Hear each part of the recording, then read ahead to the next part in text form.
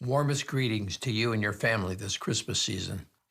It is our delight here at Crossway, in partnership with Desiring God, to present a small gift to you and your church, as together we anticipate celebrating the birth of our Savior this Christmas. The gift we want to give to you is this video presentation of John Piper's powerful, dramatic reading of his poem, The Innkeeper, along with beautifully created paintings by artist Glenn Harrington. All of us here at Crossway and Desiring God count it a great privilege to publish gospel-centered books, especially at Christmas time when the world offers such a different understanding of our Savior's birth. And now it is my pleasure to introduce John Piper reading his poem, The Innkeeper.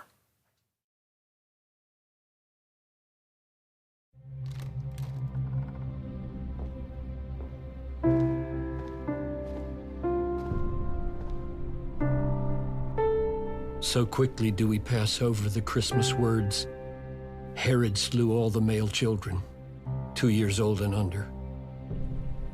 But the poet lingers, weeping, raging, looking at the dark spot in hope that any prick of light might become a portal for the sun. And what he sees, he strains with words to show, pressing us against the perforation of the wall of pain. The innkeeper seeks to reveal the light that shines behind this brutal moment in history and our own path of suffering. Come and see. Jake's wife would have been 58 the day that Jesus passed the gate of Bethlehem and slowly walked towards Jacob's inn. The people talked with friends, and children played along the paths, and Jesus hummed a song and smiled at every child he saw. He paused with one small lass to draw a camel in the dirt, then said, "What's this?" The girl bent down her head to study what the Lord had made. She smiled. "A camel, sir," and laid her finger on the bulging back where merchants bind their leather pack. "It's got a hump." Indeed it does. And who do you believe it was who made this camel with his hump? Without a thought that this would stump the Rabbi Guild and be reviled, she said, "God did." And Jesus smiled. "Good eyes, my child. And would that all Jerusalem within that wall of yonder stone would see the signs of peace." He left the lass with lines of simple wonder in her face and slowly went to find the place where he was born. Folks said the inn had never been a place for sin, for Jacob was a holy man, and he and Rachel had a plan to marry, have a child or two, and serve the folks who traveled through, especially the poor, who brought their meal and turtle doves and sought a place to stay near Zion's gate. They'd rise up early, stay up late to help the pilgrims go and come.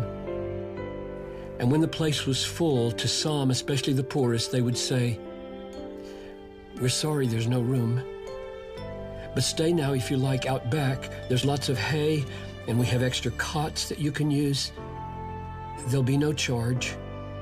The stable isn't very large, but Noah keeps it safe." He was a wedding gift to Jake because the shepherds knew he loved the dog. There's nothing in the Decalogue, he used to joke, that says a man can't love a dog. The children ran ahead of Jesus as he strode towards Jacob's inn. The stony road that led up to the inn was deep with centuries of wear and steep at one point just before the door. The Lord knocked once, then twice, before he heard an old man's voice, "Round back." It called, so Jesus took the track that led around the inn. The old man leaned back in his chair and told the dog to never mind, and had no one to tend the door, my lad, for 30 years.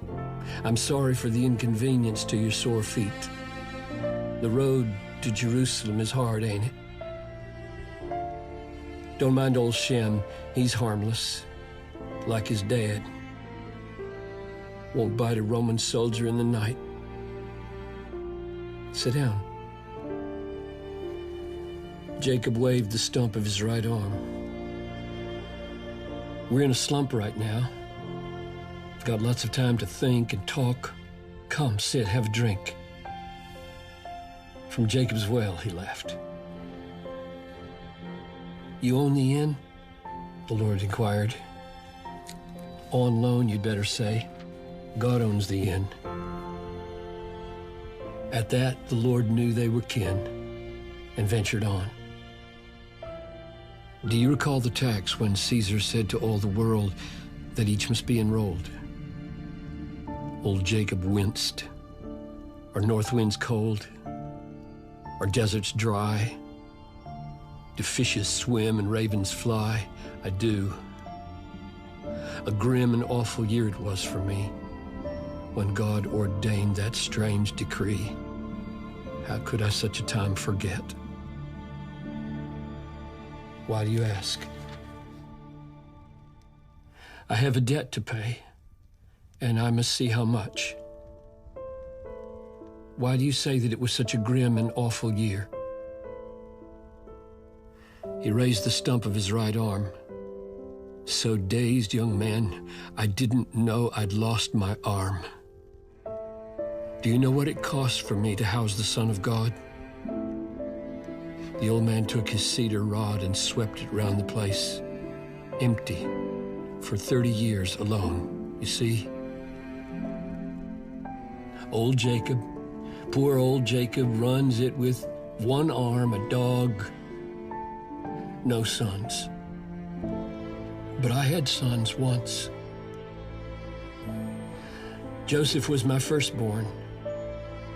He was small because his mother was so sick.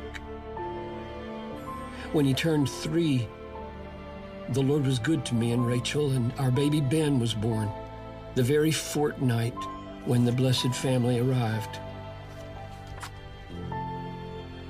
And Rachel's gracious heart contrived a way for them to stay there in that very stall. The man was thin and tired.